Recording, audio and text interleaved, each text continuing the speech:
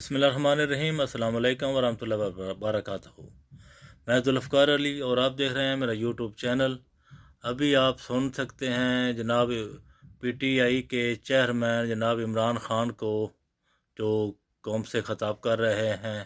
तमाशा देख रही है कि क्या 90 दिन में इलेक्शन होगा या नहीं होगा। मैं अभी आपको कह रहा हूं कि ये जो इम्पोर्टेड हुकूमत है, ये इतनी खौफजदा इलेक्शन है क्योंकि इन्होंने पूरी कोशिश की सबको मिला के। जो 16 जुलाई को इलेक्शन हुए थे, बाई इलेक्शंस पंजाब में, उसके बावजूद हार गए।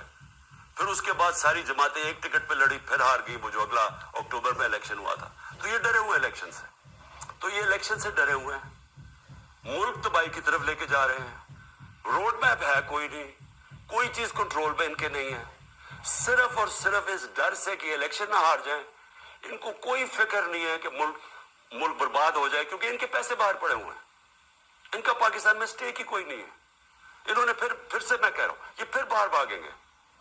लेकिन इस जो मुल्क में रहने वाले लोग हैं, उन सबको तो सोचना चाहिए ना कि हम किधर जा रहे हैं, और उनको फिक्र करनी चाहिए। हम सबको फिक्र करनी चाहिए कि अगर ये मुल्क नहीं है तो हम नहीं है।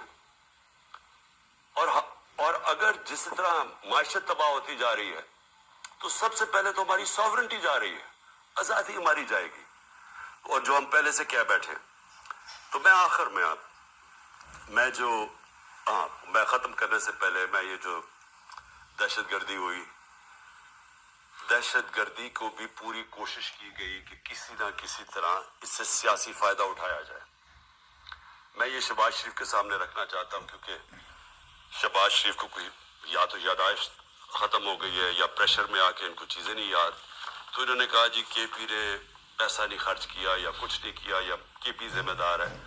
मैं सिर्फ आपको बताना चाहता हूं कि पख्तूनख्वा में 2013 में जब हमारी हुकूमत आई थी, तो 700 तकरीबन 700 पुलिस वालों ने शहादतें दे चुके थे।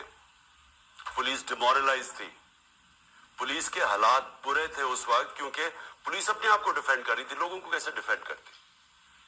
और सबसे ज्यादा जो कुर्बानी दी वो पख्तूनख्वा और अब जो कबायली इलाका उसका हिस्सा बन गया, कबायली इलाके के लोगों में सबसे ज्यादा कुर्बानी, और उसके बाद पख्तूनख्वा के लोगों ने सबसे ज्यादा वॉर ऑन टेरर में कुर्बानी दी थी। इसलिए कल वो इतनी तादाद में निकले अमन मार्च में, क्योंकि उनको खौफ है कि फिर से ऑपरेशन शुरू हुआ तो फिर जिसको कहते ऑपरेशन होगा तो उसमें बेकसूर शहरी मारे जाते हैं, जिस तरह पहले वो मारे गए थे।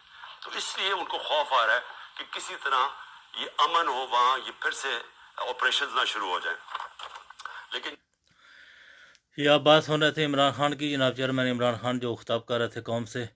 आपको बताएं कि ये जो गुंडा पुलिस चल रही है इस्लामाबाद में, लोगों को परेशान कर रही है, इसको नथ डालने के लिए कुछ लोगों को आगे आना होगा। हमारे अदालतों को और हमारे जो इसके ऊपर बैठे हुए हैं उनको एक्शन लेना होगा कि ये जो जुल्म कर रहे हैं इससे बाज आ जाएं और पाकिस्तान को एक ख़तरे की तरफ ना लेकर जाएं।